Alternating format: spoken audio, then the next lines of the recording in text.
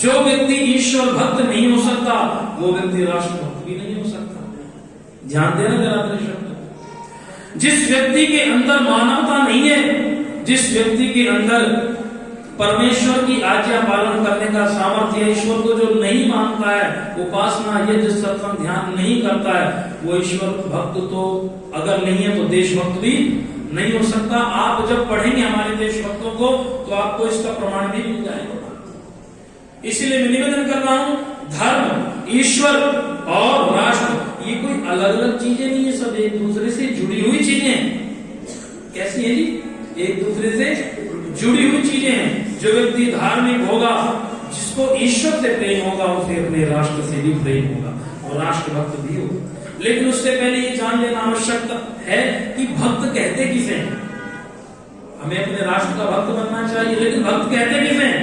तो हमने समझ लिया है, एक आरती उतारने से पहले क्या करते? थाली लीजिए, उसमें दीपक रखिए, धूप बत्ती अगरबत्ती, और ऐसे आरती उतारने का नाम हमने क्या समझ लिया है? जोर से बोल दीजिए, भक्ति समझ लिया। अच्छा ऐसा ही है ना? लेकिन इसको भक्ति नहीं कहते, इसको पूजा नहीं कहते हैं। पूजा और भक्ति का अर्थ अलग है। महर्षि दयानंद पुस्तक लिखते हैं जिसका नाम है आर्य उपदेश रत्नमाला। छोटी सी 2 पेज की पुस्तक है। आप में से किस किसने पढ़ी? ईमानदारी से आप उठाओ। एक हाथ उठाया केवल, और पीछे शास्त्री जी माता जी डरते डरते उठा रहे हैं। बताओ इनको भी, ये तो खैर हमारे आचार्य 1 वर्ष लगभग हो गया है, आपको पढ़ा रहे हैं, समझा रहे हैं, लेकिन फिर भी अगर आगे ना बढ़ो तो इसमें हार उनका कोई दोष नहीं। राष्ट्र रक्षा, देश की रक्षा केवल गीत गाने से या भाषण सुन लेने से नहीं होगी, बल्कि जो सुना है उस पर चिंतन मनन कर कुछ कार्य करेंगे, अपने कर्तव्यों का पालन करेंगे, तो होगी राष्ट्र की रक्षा। तो उसमें पढ़ तो सकते हो, 2 पेज की पुस्तक है। उसमें स्वामी जी लिखते क्या बोले? अपने स्वामी की आज्ञा पालन करने में जो सदैव तैयार रहता है उसको क्या कहते हैं? भक्ति कहते हैं। और उसी का वो कार्य, पवित्र कार्य भक्ति कहलाता है। वो भक्त है। कैसे? जैसे जो माता पिता की सेवा करता है तो उसको क्या कहते हैं? मातृ पितृ भक्त कहते हैं कि नहीं कहते? श्रवण कुमार। कोई अपने गुरु की आज्ञाओं का पालन करता है तो उसको क्या कहते हैं? गुरु भक्त। जैसे आरुणि, जैसे अर्जुन, जैसे एकलव्य, जैसे ऋषि दयानंद। जो अपने गुरु की सेवा आज्ञा पालन करे उसको गुरु भक्त, जो ईश्वर की आज्ञाओं का पालन करे उसको ईश्वर भक्त। और ऐसे ही जो राष्ट्र के उत्थान में, निर्माण में, उन्नति में जो जो कार्य हैं उन सबको जो तन मन धन से समर्पण भाव से करता है उसी को राष्ट्रभक्त, उसी को देशभक्त कहते हैं। समझ गए?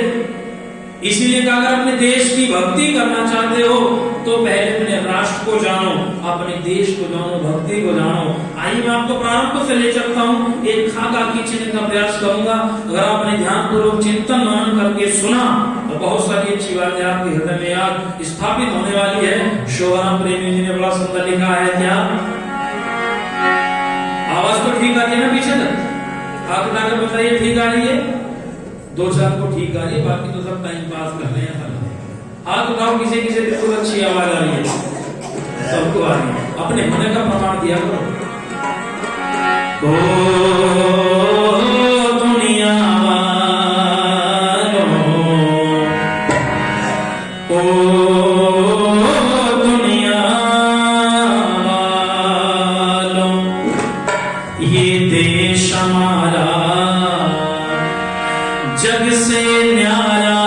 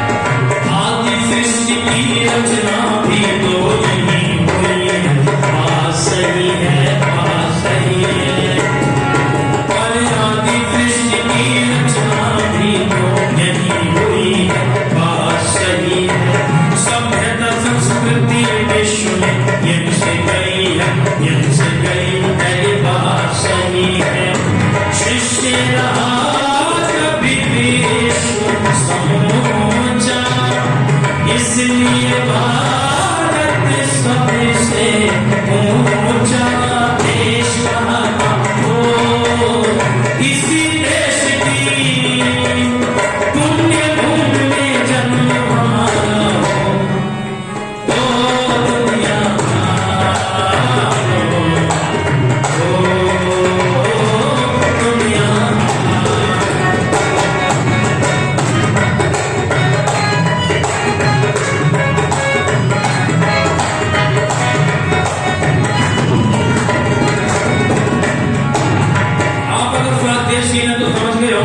परमेश्वर ने जब संसार की रचना की, सब जीव जंतु बना दिए, सबसे बाद में मनुष्य की रचना की, तो कहाँ की?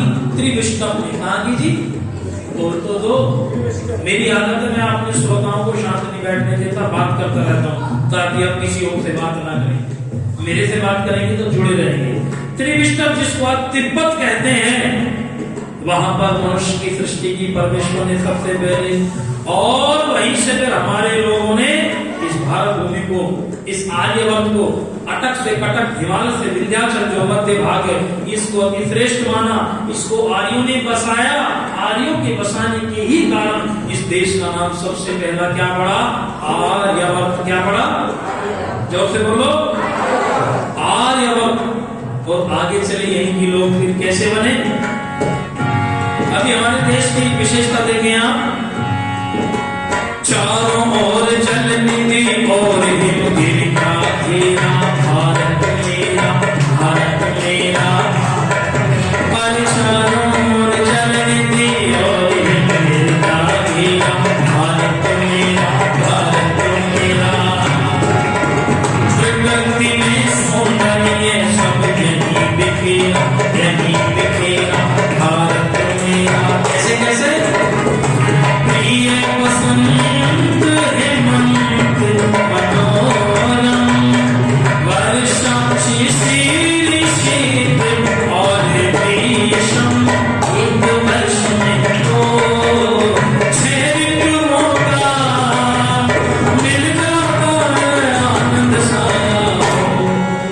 ओ दुनिया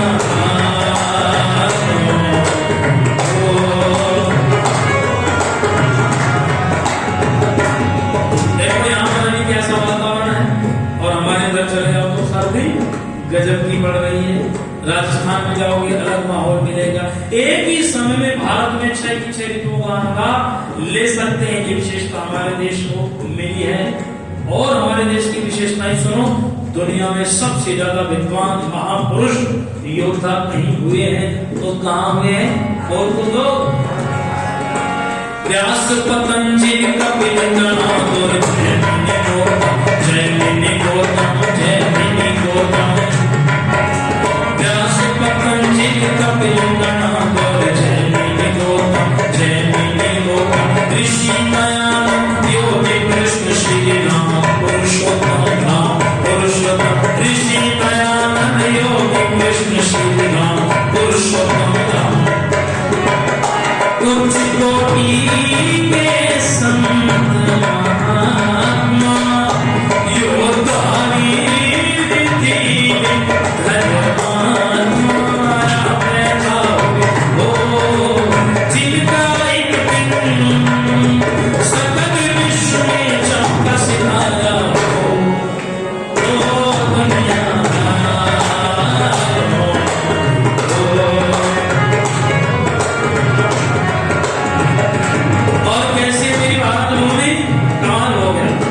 सोना चांदी में मोती, रजगण कण में, रजगण कण में, रजगण कण में, रजगण कण में, रजगण कण में।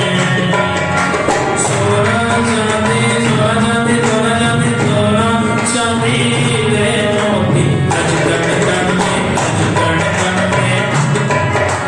हरे बड़े हैं मेरे पास मणि वतन में, मणि वतन में। बड़े बड़े हैं मेरे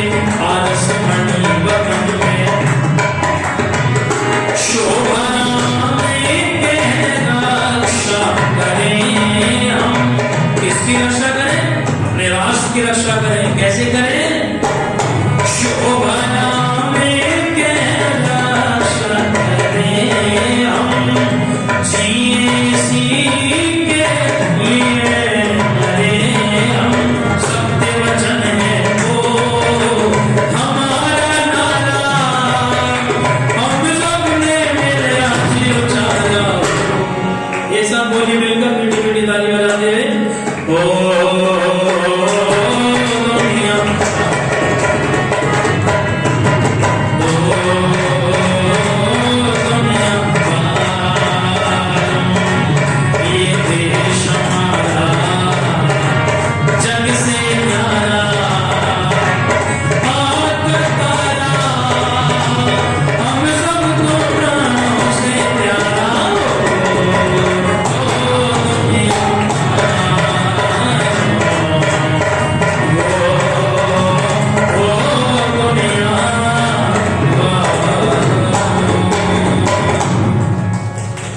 भारत माता की। देखो अकेले बैठे हैं आचार्य जी, और अकेले की आवाज सब पे भारी पड़ रही है, और आप इतने सारे घर हुए आवाज नहीं निकल रही है, जय ऐसे बोल रहे बिल्कुल जैसे भोजन नहीं मिला। ऐसे नहीं बोल, राष्ट्र की रक्षा कैसे करोगे जब जय भी अच्छे से नहीं बोल रहे? हमारी आवाज में वो दम होना चाहिए, हमारे वचन में वो दृढ़ता होनी चाहिए, हमारे पुरुषार्थ में वो पवित्रता होनी चाहिए, और एकरूपता होनी चाहिए। संगठन हमारा इतना मजबूत होना चाहिए कि जिधर को हम निकल जाए विरोधियों के हृदय में दहशत पैदा हो जाए, हलचल पैदा हो। आप जिस भारत भूमि पर जन्मे हैं वो कोई सामान्य भूमि नहीं है, वो बहुत विशेष भूमि है, और इस पर जन्म लेने वाला भी कोई व्यक्ति सामान्य नहीं होता। विशेष कोई बहुत पुण्य कर्म हम करते हैं तब जाकर के भारत में जन्म होता है, ऐसे नहीं। और सुनो भारत कैसा है? महर्षि दयानंद ने सत्यार्थ प्रकाश लिखा। सत्यार्थ प्रकाश किस किसने पढ़ा? ईमानदारी से हाथ उठा करके बताना, किस किसने महर्षि दयानंद का सत्यार्थ प्रकाश पढ़ा है अभी तक पूरा? देखो एक या दो हाथ उठ रहे हैं, क्या होगा तुम्हारा बताओ? क्योंकि प्रधान जी क्या होगा इनका? कौन सा उत्सव मना रहे हैं? कौन सा है?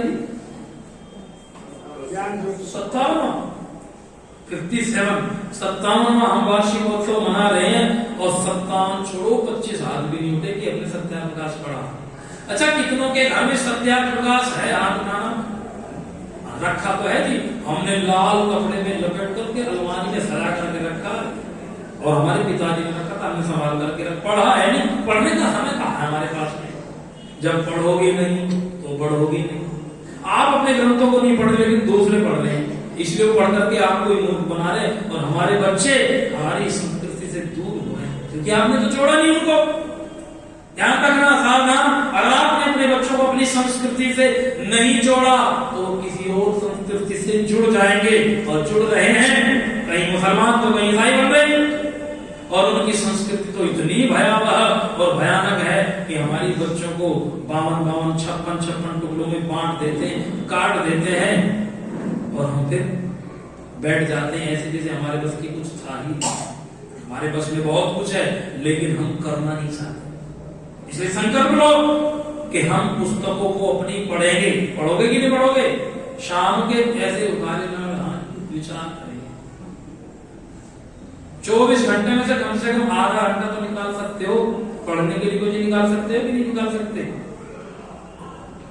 रोजाना पढ़ें। जब आप पढ़ेंगे 11वां संवाद महर्षि दयानंद का, तो स्वामी जी उसमें क्या लिखते हैं? कहते हैं कि पारस पत्थर सुना जाता है। प्रधान जी, पारस पत्थर सुना जाता है। कैसा है पारस पत्थर? अगर आप उसको लोहे से छुआते हैं तो छूते ही लोहा सोना बन जाता है। क्या बन जाता है? जोर से बोलो। मैं आपको डांटने रहा हूं, बस आपके अंदर जो शक्ति, जो हिंदुत्व या कह दो जो आर्यत्व ठंडा पड़ चुका, उसको फिर से जगाने का प्रयास कर रहा हूं।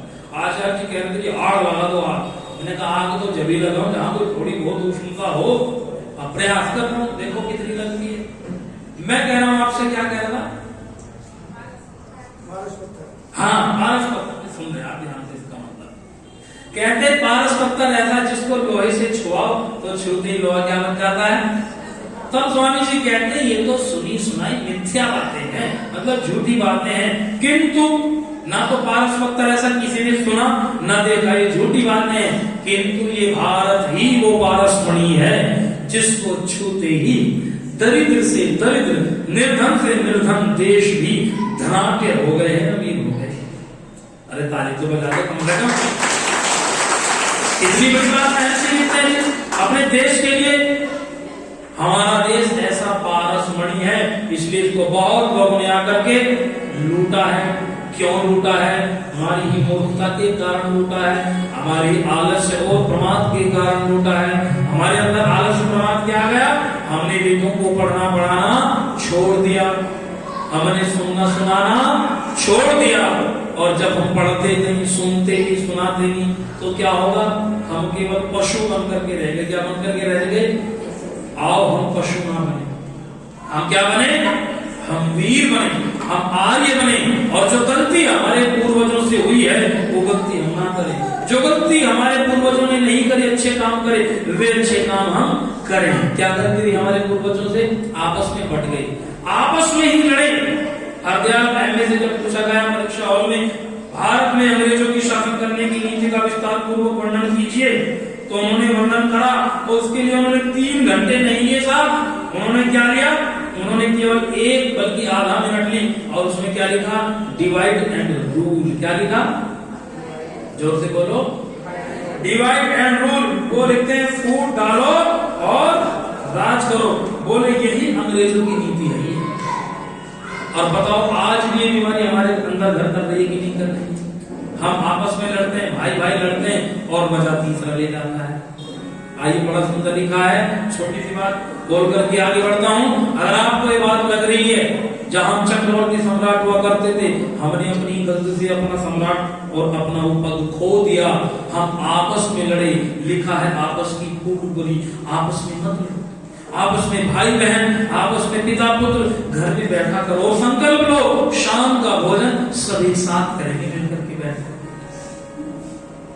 कुछ भी बात तो बाहर वाले की बात पर विश्वास नहीं करेंगे। अगर कुछ भी हमारे घर वाले के बारे में किसी ने कहा है तो हम घर में बैठकर अपने लोगों से बात करेंगे। अगर गलती भी है तो भी घर में बैठकर सुधार करेंगे। चौराहे पर जाकर ढिंढोरा नहीं पीते। समझ रहे हो? बड़ा सुंदर लिखा है क्या?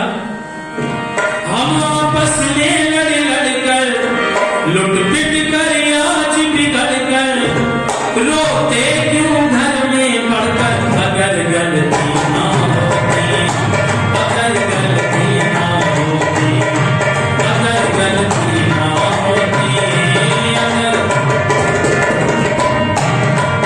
कभी मंडल पर तारा जमाया, कभी मंडल पर तारा जमाया, सिर पर कोई तारा जमाया।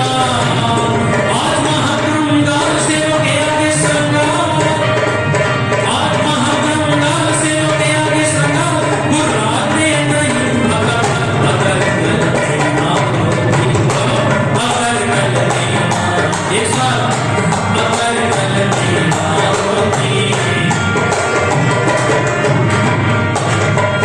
भाई के खून की भाई को प्यास है, भाई के खून की भाई को प्यास है, यह रोग पुराना अब भी तो पास है। प्रेमी ऋषि आनंद काटते थे सारे खंड,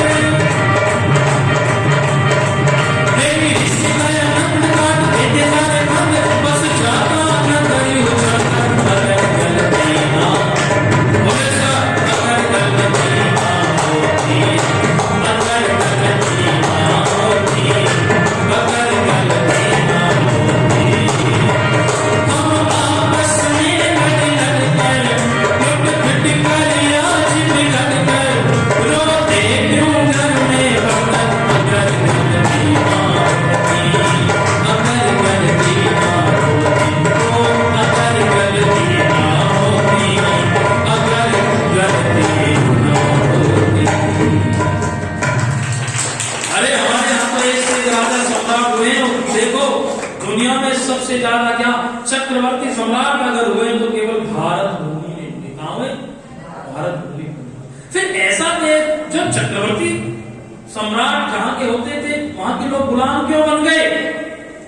क्यों यहाँ पर शक ने, हुनों ने, यवनों ने, ईसाइयों ने, मुसलमानों ने, अंग्रेजों ने राज किया, हमें गुलाम बना दिया?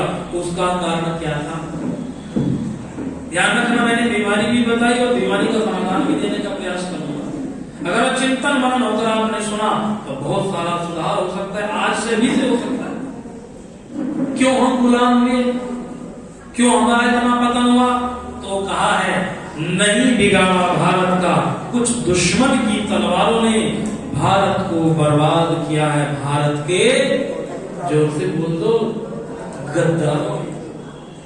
आने वाला कोई भूतल पर पैदा नहीं हुआ था और आज भी नहीं है कोई जो हमारा सामना कर सके, लेकिन फिर भी हम अगर परास्त हुए हैं तो अपनों ने ही हमें मारा है। अपनी ही निगाहों से हमने अपना ये चांद जलते देखा, अपना मधुबन जलते देखा, अपना मधुबन जलते। इसलिए मुझे याद आ रही है वो लाइनें आपने सुनी होगी, हमें तो अपनों ने लूटा, गैरों में कहां दम था। सुना होगा सबने। इधर के जो लोग बैठे कुछ बातें कर लें, पाओ जी बातें ना करो। देखो यहाँ बैठकर बोलने के लिए बहुत मेहनत करनी पड़ती है, आप समझते हो ना। ऐसी ऐसा मंच नहीं कि कुछ भी बोलो चले जाओ। ये ऐसा मंच नहीं जहाँ कहते जहां आपने चप्पल जूते उतारे हैं वहीं पर अपनी बुद्धि भी निकाल करके लाओ, यहाँ बुद्धि लगाने की जरूरत नहीं है। ऐसा बहुत से कथावाचक कहते हैं, लेकिन यहाँ ऐसा नहीं। यहाँ तो कह रहे थे बुद्धि भी लेकर के आओ। बुद्धि भी लाओगे तो फिर बुद्धि का प्रयोग कर आगे कैसे करोगे? इसलिए मेरा निवेदन, आप बात ना करें, मुझसे जुड़े रहे। बोली भारत माता की। मैं कह रहा था नहीं बिगाड़ा भारत का, कुछ दुश्मन की तलवारों ने भारत को बर्बाद किया, भारत के गद्दारों ने, और हमें तो अपनों ने लूटा, गैरों में कहां दम था। आगे की लाइन आपने सुनी होगी, लेकिन मेरी लाइन जरा ध्यान से सुनो। हमें अपनों ने लूटा, गैरों में कहां दम था। अरे हमारी कश्ती वहां डूबी जहां पानी था ही नहीं भाई साहब, रेत में डूब गई। उस तो कहते पानी पानी था ही नहीं, और रेत में कहां डूबे? आलस्य रूपी रेत में डूब गए, प्राण रूपी रेत में डूब गए। क्योंकि हमने तो अपने बच्चों को वीरों की कहानियां नहीं सुनाई, हमने क्या सुनाई? But twinkle twinkle little star और how I wonder what you are, ये सुनाया हमने बच्चों को, और बच्चे भी वैसे बन गए।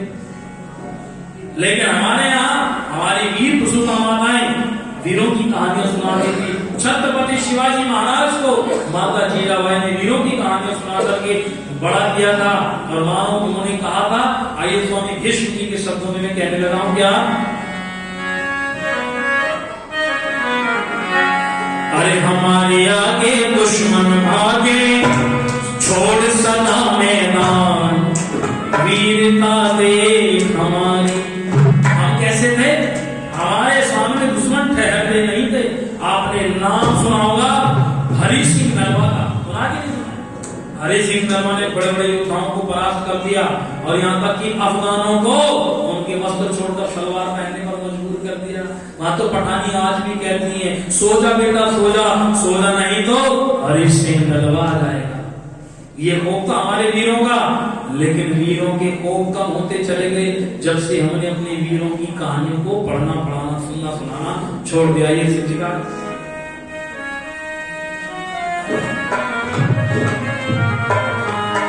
कि हमारे आगे दुश्मन भागे, छोड़ सदा मैदान, वीरता देख हमारी। मेरे पीछे पीछे बोलना, वीरता देख हमारी, बोलोगे ना?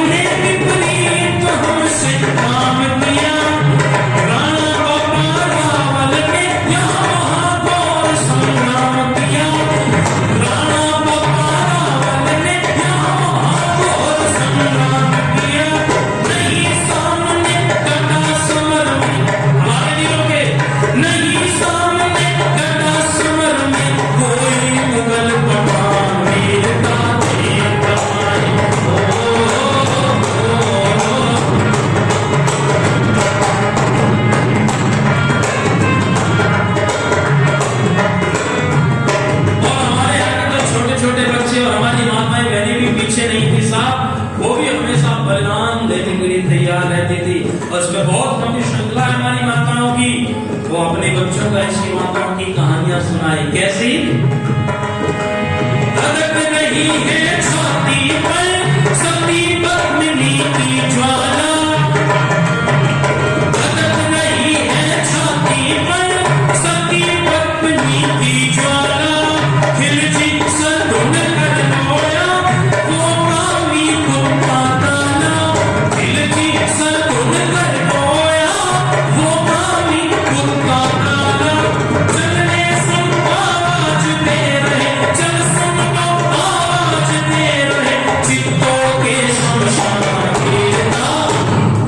वीरता में तुम्हारी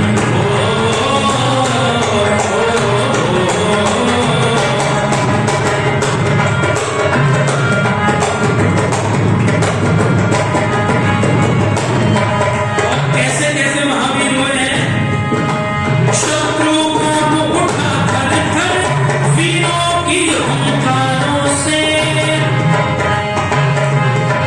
अरे शत्रु को उठा कर कर वीरों की हुंकारों से, वीर खेलते जाते थे तोप तोप तलवारों से, वीर खेलते जाते थे तोप तोप तलवारों से।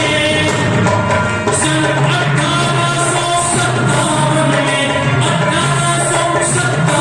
में हिल गया इंग्लिस्तान वीरता के मारे।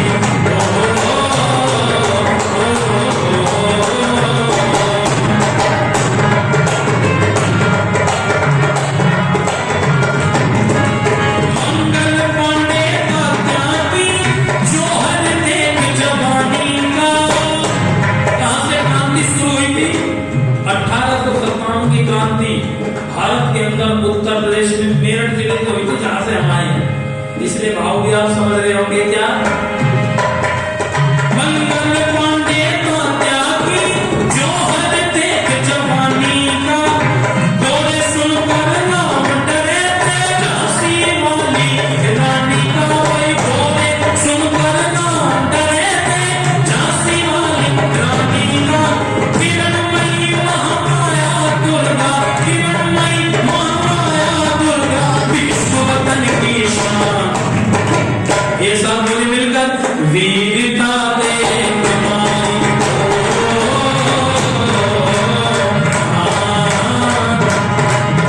अरे कोई आगे दुश्मन भागे छोड़ सदा मैदान, वीरता दे तुम्हारी।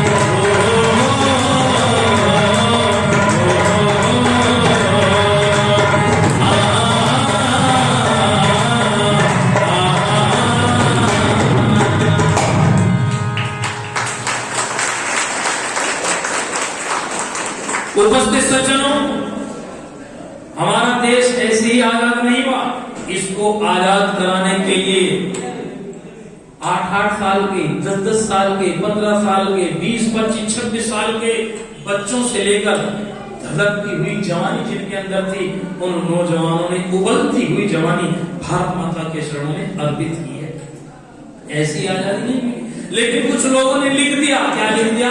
दे दी हमें आजादी बिना खड़ग बिना ढाल, साबरमती के संत तूने। इससे बड़ा झूठ, इससे बड़ा धोखा कोई नहीं हो सकता। अगर चरखे से ही बिना खड़ग और बिना तलवार के ही आजादी आई, तो बताओ भगत सिंह को फांसी लगाने वाले कौन थे?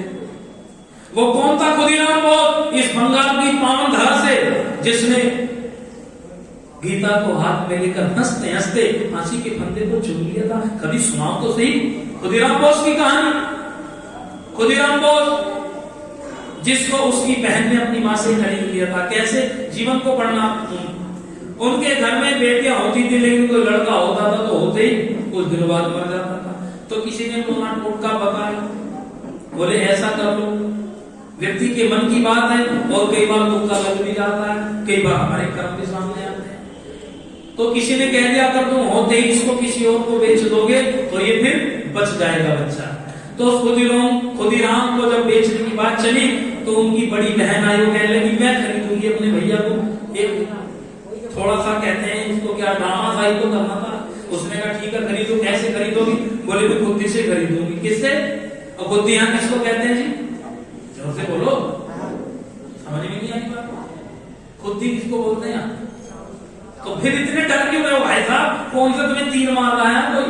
थोड़ा जोर से बोला करो। किसको? चावल को। तो वो चावल लेकर के आए और कुछ चावल दे करके अपनी माँ की गोद में उसको खरीद लिया था। उस दिन से उसका नाम क्या पड़ गया? भाई खुद ही बेच करके इसको लिया है और राम के भरोसे ये बचा है, इसलिए इसका नाम क्या है? खुदीराम। वो खुदीराम को तब देश को आजाद कराने के लिए एक अंग्रेज के ऊपर उसने बम फेंका था, किंग्स फोर्ट को मारने के लिए। प्रफुल्ल चंद्र चाकी और खुदीराम दोनों उसके साथ में थे। तो प्रफुल्ल चंद्र चाकी ने तो गोली अपने सीने में मार करके अपने आप को बलिदान कर दिया था, लेकिन अंग्रेजों के हाथों नहीं पकड़े। लेकिन खुदीराम को जब पकड़ लिया गया, फांसी पर ले जाने लगे, तो उनसे पूछा तुम्हारी कोई अंतिम इच्छा है? इसने कहा मैं आम खाना चाहता हूँ। क्या? तो इनके लिए 2 मोटे मोटे ताजे ताजे आम लेकर के आए, दे दी। जेलर ने सोचा खा लिए होंगे, लेकिन जब फांसी के लिए कहा गया तो खुदीराम जेल से चलते हैं और बड़े मुस्कुरा करके जा रहे हैं। और जैसे फांसी के फंदे के पास पहुंचे तो उन्होंने कहा एक काम करो। बोले क्या? वो जो आप जेलर साहब आपने आम दिए थे ना, वो अंदर रखे हैं जेल में। अब देखना मनोदशा, स्थिति क्या और बच्चे के अंदर विचार क्या चल रहे हैं। वो आम लेकर के बोले मैंने तो तुम्हें खाने के लिए कहा था। बोले लेकर के तो आओ। उन आम को जब लेकर के आए तो ऐसे के ऐसे रख के बड़े प्यार से लेकर के आए। इन्होंने कहा इस आम को लो, अब इसमें जोर से मुक्का मारो, मैं थोड़ा इसको खाना चाहूंगा। जैसे उसने मुक्का मारा तो उसमें आम कहाँ था? आम तो खुदीराम पहले खा गया था, उसमें हवा भरी हुई थी। अब जैसे उसने मारा तो हवा निकल गई, आम था ही नहीं। तो खिलखिला करके हंसता है खुदीराम। जब खिलखिला करके हंसा तो जेलर की आंखों में आंसू। अरे खुदीराम तू किस मिट्टी का? तेरी माँ ने तुझे क्या खा करके जना था? अरे तू मरने जा रहा है फांसी के फंदे पर, और इस समय में भी तुझे मजाक सूझ रहा है। तू मौत को गले लगाने जा रहा। तो क्या था? तुम्हारे लिए मौत होगी, मेरे लिए तो ये स्वर्ग की सीढ़ी है, स्वर्ग की सीढ़ी। ऐसे ऐसे नौनिहालों ने हमारे देश के लिए अपने प्राणों को आहूत किया है। आप जानते हो दिनेश जी की तरह चौक बना हुआ है। इन लोगों ने देश की रक्षा के लिए अपना तन मन धन सर्वस्व आहूत किया, तब जाकर के देश में आजादी आई। लेकिन देश की आजादी अभी सुरक्षित नहीं है, आपकी ध्यान रखना। अगर इसको बचाना चाहते हो, इसको सुरक्षित रखना चाहते हो, तो आपको जागना बहुत जरूरी है। विधान में लोग रोजाना नई नई योजनाएं आपके देश को बर्बाद करने की बना रहे हैं। अगर इसको बचाना चाहते हो तो अपने बच्चों को अपनी संस्कृति से, धर्म से जोड़ करके अपने राष्ट्र की महत्ता के बारे में बताओ, नमन करना सिखाओ, माता पिता का आदर करना सिखाओ, और देश सर्वोपरि है ये भाव मन में लेकर के आओ, जैसे खुदीराम को सिखाया और जैसे जोरावर सिंह और फतेह सिंह को सिखाया। नाम सुना आपने? किस किस ने नाम सुना जोरावर सिंह और फतेह सिंह का? हाथ उठाना जरा। जोरावर सिंह और फतेह सिंह का नाम किस किस ने सुना? देखो यहाँ भी 2-4 याद उठ रहे हैं, क्या करें? हमने अपना स्वर्णिम इतिहास भुला दिया भाई साहब, तो फिर कैसे हमारे बच्चे वीर बनेंगे? गुरु गोविंद सिंह का नाम सुना है कि नहीं सुना है? गुरु गोविंद सिंह के पिता का नाम था तेग बहादुर, जिन्होंने हमारे हिंदू की रक्षा के लिए, हिंदुत्व की रक्षा के लिए अपना सर कटा दिया, लेकिन इस्लाम धर्म स्वीकार नहीं किया, उनको हिंद की चादर कहते। उन्हीं के बेटे गुरु गोविंद सिंह, और गुरु गोविंद सिंह के 4 बेटे नाम नोट कर लेना। सरदार अजीत सिंह, साहिबजादा सरदार अजीत सिंह, फिर सरदार जुझार सिंह, तीसरे सरदार जोरावर सिंह और तीसरे सरदार फतेह सिंह। एक की उम्र सबसे बड़ी की 17 साल और उससे छोटे की 14 साल और उनसे छोटे की मेरे ख्याल से लगभग 8 साल और उनसे छोटे की 6-7 साल, 2-3 वर्ष का अंतर। लेकिन चंबोर के युद्ध में 2 बेटे शहीद हो गए, लाखों की मुगल सेना से सामना करते हुए, एक ने हजारों को काट कर दिया। लेकिन सनातन धर्म पर, राष्ट्र पर, भारत पर आंच नहीं आने दी, और दूसरे दीवारों में जिंदा छिलवा दिए गए। कौन से? जोरावर सिंह और फतेह सिंह। केवल 7 साल के और 8 साल के बच्चे, 6 साल और 8 साल के। क्यों? उनको कह दिया या तो तुम मुसलमान बन जाओ, और यदि मुसलमान नहीं बने तो तुमको हम जिंदा दीवारों में छिलवा देंगे। महसूस करना इस घटना को, अगर समझ सको तो। लेकिन जोरावर सिंह और फतेह सिंह जो छोटे छोटे 8 साल और 6 साल के बच्चे थे, कितना जानता है 8 साल का बच्चा? क्यों जी प्रधान जी, 6 साल का बच्चा कितना जानता है? लेकिन उनकी दादी गुजरी माई ने, उनके पिता ने उनको वो धर्म की शिक्षा, गीता की शिक्षा दी थी, सनातन धर्म की शिक्षा दी थी कि बेटा शरीर तो एक दिन मरना है, लेकिन आत्मा अजर और अमर रहती है, इसलिए भले ही मर जाए लेकिन अपने धर्म को ना छोड़े, अपने राष्ट्र को कभी अपमानित ना होने दें। जब व्यक्ति खून की, अपने लहू की आहुति देता है, तब जाकर धर्म की और राष्ट्र की रक्षा होती है। चरखे चलाने से राष्ट्र की आजादी और उसकी रक्षा नहीं। उनको कहा जा रहा है मुसलमान बन जाओ, वजीर खान कह रहा है, लेकिन दोनों बच्चे सनातन वैदिक धर्म की जय के नारे लगा रहे हैं। वाहे गुरु जी का खालसा, वाहे गुरु जी दी फतेह, जो बोले सो निहाल, सत श्री अकाल, वैदिक धर्म की जय, भारत माता की जय, गीता का पाठ कर रहे हैं और बोल रहे दोनों गूंज करके। अभी पीछे 21 दिसंबर से लेकर 27 दिसंबर तक इन 7 दिनों में गुरु जी का पूरा परिवार बलिदान हो गया था हमारे धर्म की, राष्ट्र की रक्षा के लिए। तब मुझसे कहा गया आप आइए जोरावर सिंह, फतेह सिंह के लिए कुछ हमें सुनाइए, तो मैंने भजन लिखा आचार्य जी, और भजन मुझे भी नहीं पता था ऐसा कैसे लिखा गया, मानो ईश्वरी प्रेरणा करता है। आप सुनना शब्दों को जरा ध्यान से देख करके, क्या लिखा है। जब उनको मुसलमान बनने के लिए कहा जा रहा है तो कह रहे हैं क्या कि जब बोला फतेह सिंह बोला, जब बोला जोरावर बोला,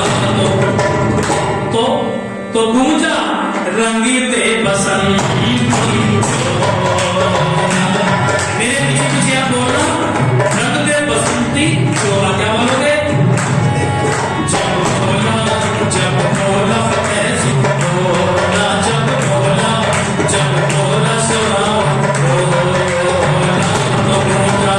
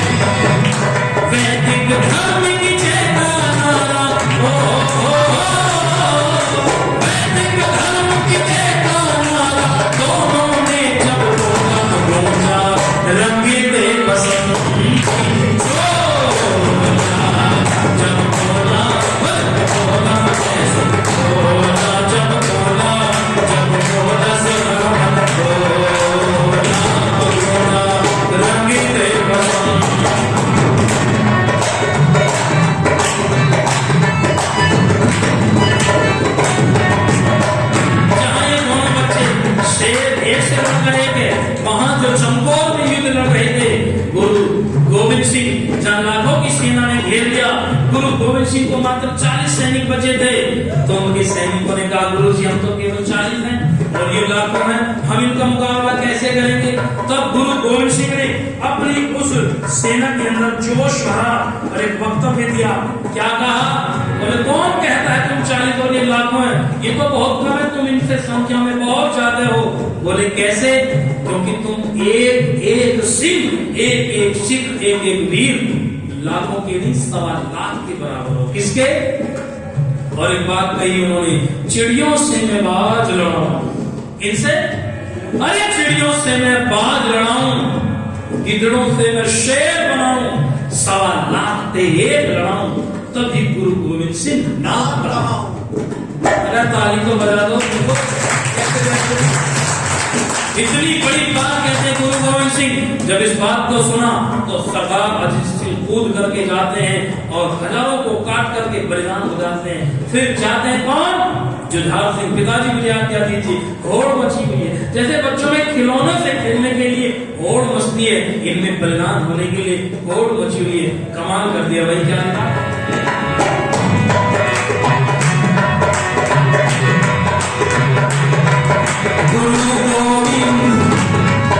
गुरु गोविंद सिंह जी के थे ये चारों शेर निराले हैं। गुरु गोविंद सिंह जी के ये तो चारों शेर निराले हैं। फतेह सिंह जोरावर जुझार और अजीत सिंह मतवाले हैं। फतेह सिंह जोरावर जुझार अजीत सिंह मतवाले हैं।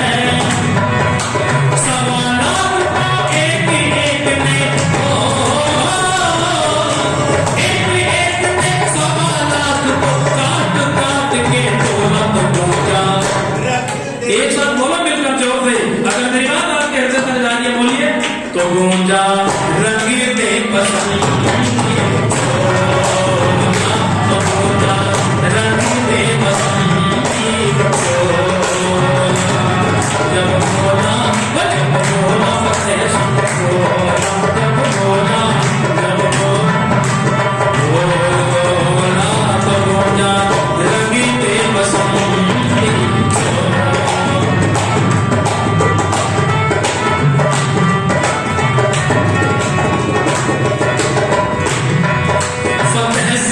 जोरावर की ये कुर्बानी और लगाती है। फतेह सिंह जोरावर की तो कुर्बानी और लगाती है। सब हिंद की दीवारें आज रंग दे बसंती गाती है। कहां से मार दिया गया बच्चों को?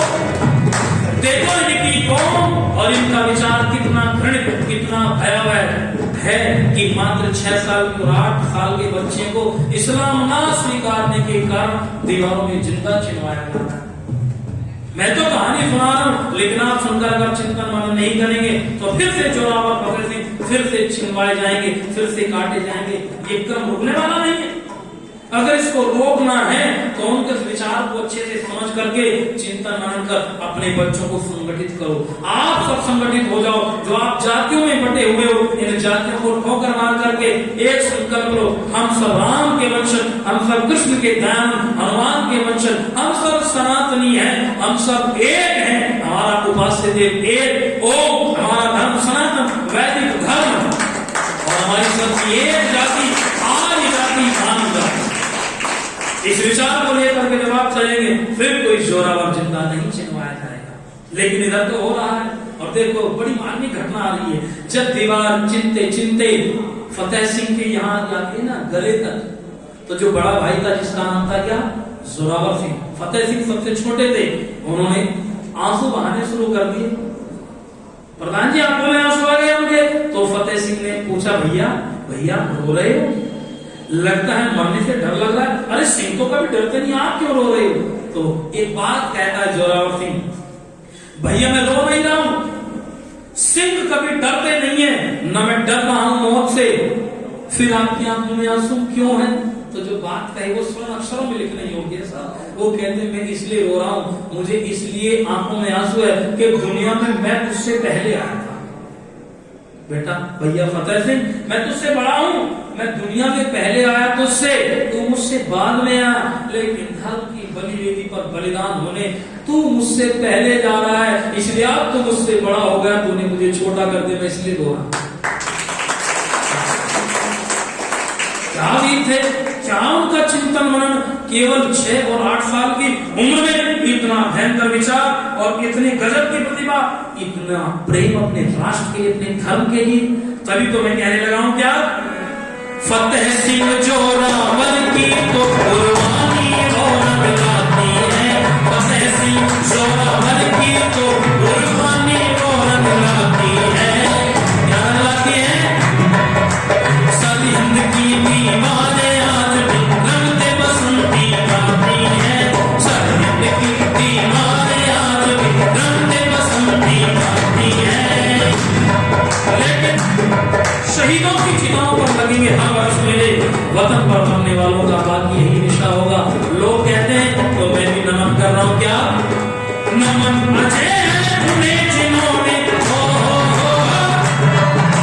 नमन अजय करता है जिन्होंने, जिन्होंने नमन अजय करता है जिन्होंने रंगा बसंती चोला तो रोजा रंगे दे बसंती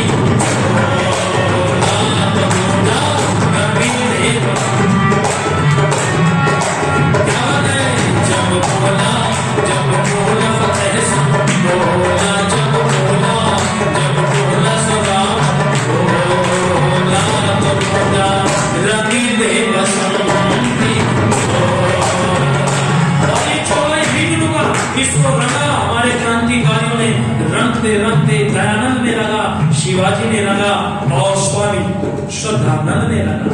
और कैसा रंगा, आप कभी पढ़ना उनके जीवन को, चांदनी चौक के अंदर जब संगीत सामने आ गई, मारने की धमकी दी, तो स्वामी श्रद्धानंद ने क्या कहा, सन्यासी का सीना खुला है, अगर तुम्हारी बंदूक में दम है, तुम्हारे में दम है तो चलाओ गोली। संगी में झुक गई थी उस दयानंद के सैनिक स्वामी श्रद्धानंद के आगे। तभी तो लिखा है क्या, इसी चांदनी चौक के अंदर, इसी चांदनी चौक के अंदर घंटा घर का खड़ा हुआ, इसी चांदनी चौक के अंदर घंटा घर का खड़ा हुआ, घंटा घर के नीचे लोगों शेर पकड़ता खड़ा हुआ, घंटा घर के नीचे लोग शेर पकड़ता खड़ा हुआ।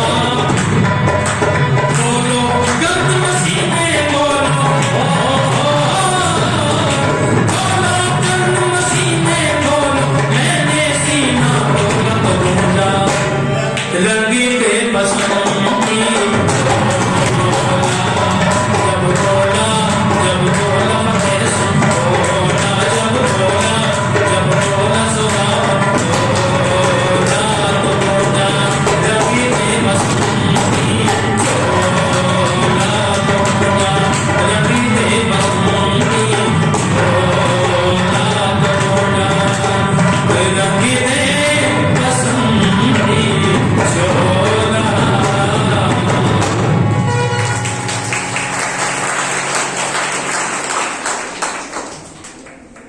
मैं निवेदन आप सभी से करने लगा हूं, उपस्थित सज्जनों, हमारे देश को आजाद कराने के लिए, उसकी रक्षा के लिए बहुत लोगों ने, नन्हे नन्हे नौनिहालों ने अपना बलिदान दिया है।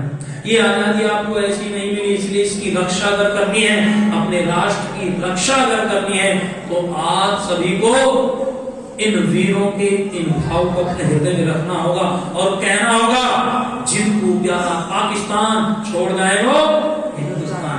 अगर यहाँ पर रहना है, यहाँ का खाओगे पियोगे, यहाँ की धरती को गंदा करोगे, तो इसको नमन भी करना पड़ेगा, इसका सम्मान भी करना पड़ेगा, बोलना पड़ेगा, और नहीं बोले तो फिर भागना पड़ेगा, और नहीं भागे तो हमारे योगी जी कहते हैं, क्या कहते हैं, शटे शाठ्यम समाचरित, उनके सामने केवल गोली और बंदूक होगी, इसके अलावा कोई और रास्ता नहीं बचा होगा। हमारे योगी बाबा तो कर भी नहीं होंगे, आप जानते ही हो। इसलिए एक गीत मेरे साथ मिलकर के गुनगुनाए, जोर से बोलिए, वंदे मातरम, बोलिए वंदे वंदे, अब जोर से वंदे मातरम गाना होगा, मेरा भारत समझाना होगा। क्या बात है? वंदे मातरम गाना होगा, मेरा भारत से गाना होगा। जो भारत को माता समझे,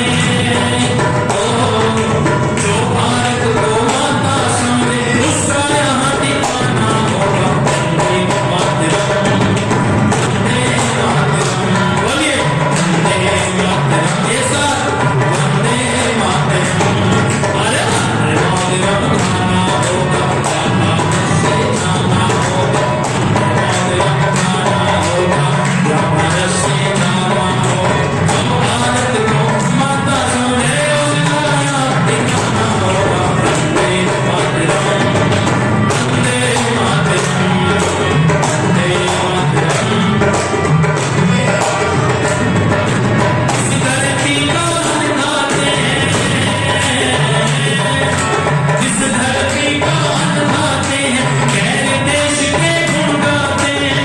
हिंदी संस्कृत से डरते हैं, उर्दू अरबी अपनाते हैं। हिंदी संस्कृत से चिढ़ते हैं, उर्दू अरबी अपनाते हैं। राज है क्या बतलाना होगा, अरे राज क्या बतलाना होगा। वंदे मातरम गाना होगा, वंदे मातरम, बोलो वंदे मातरम।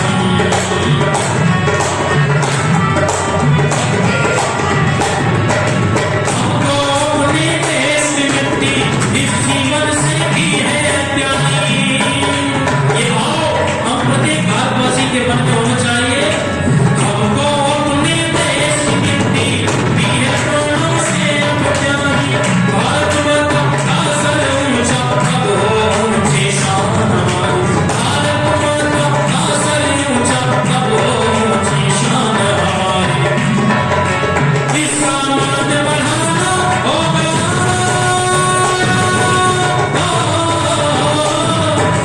इसका मान बढ़ाना होगा। वंदे मातरम गाना होगा, वंदे मातरम, वंदे मातरम।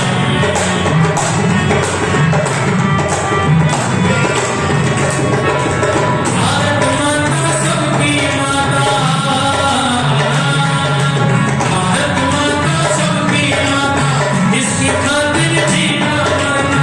भारत माँ की रक्षा हेतु प्राणों को न्यौछावर करना। भारत माँ की रक्षा हेतु प्राणों को न्यौछावर करना। हमको पथिक समझाना होगा, हमको पथिक समझाना होगा। वंदे मातरम गाना होगा, वंदे मातरम, वंदे मातरम, वंदे मातरम, वंदे मातरम, वंदे मातरम। एक साथ बोलिए वंदे मातरम, वंदे मातरम, वंदे मातरम, वंदे वंदे मातरम, वंदे मातरम,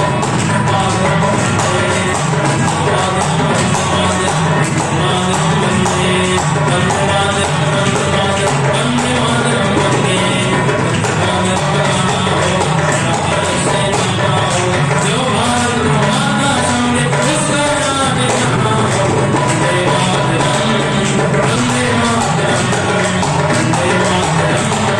वंदे मातरम, वंदे मातरम, वंदे मातरम।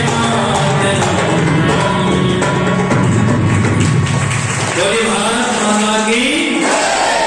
जितनी चर्चा मैंने आपको आदि सृष्टि से लेकर यहाँ तक की है, अगर आपके हृदय तक वो बात पहुंची है तो चिंतन मनन कर अपने जीवन में उतारने का प्रयास करें और आपस में परिवार के साथ में अपने ऐसे संगठनों के बीच में बैठने का, उनसे जुड़ने का प्रयास करें। अगर एक रहोगे तो कोई भी बाल बांका नहीं कर सकता।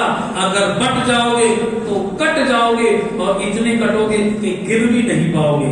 इसलिए महर्षि देवनाथ कहते हैं आओ हम सब मिलकर के चले। कैसे चले? मिलकर के चले, एक होकर, एक ईश्वर, एक वासुदेव, एक झंडा, एक धर्म, एक धर्म पुस्तक। मिलकर के चलेंगे तो दुनिया में फिर से गणवंतो विश्वार्यम, ये हमारा नारा गुंजायमान होगा। महर्षि देवनाथ का स्वप्न साकार होगा। इसलिए ऋषि को नमन करें। और नमन करते हुए केवल 2 लाइनें कि ऋषि क्या फरिश्ता था, दिलों को करार देगा।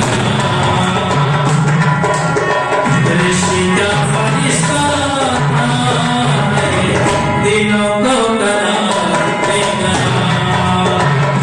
उजड़े चमन को जो बहती बहार दे गया। बोलिए ऋषि क्या फरिश्ता था, दिलों को करार दे गया।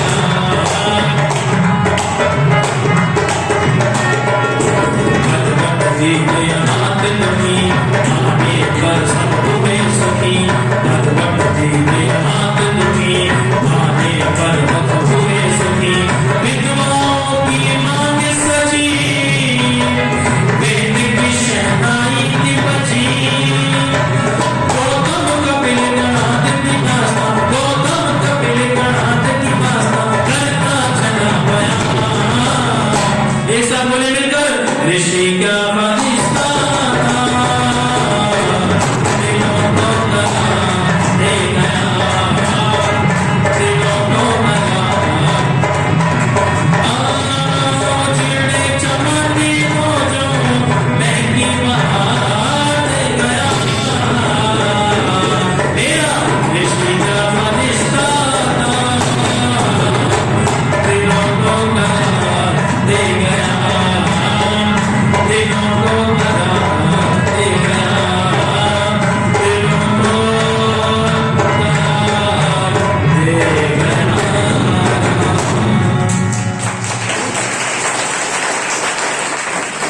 आप सबने इतने ध्यान अवस्थित होकर के सुना, इसके लिए मैं आपका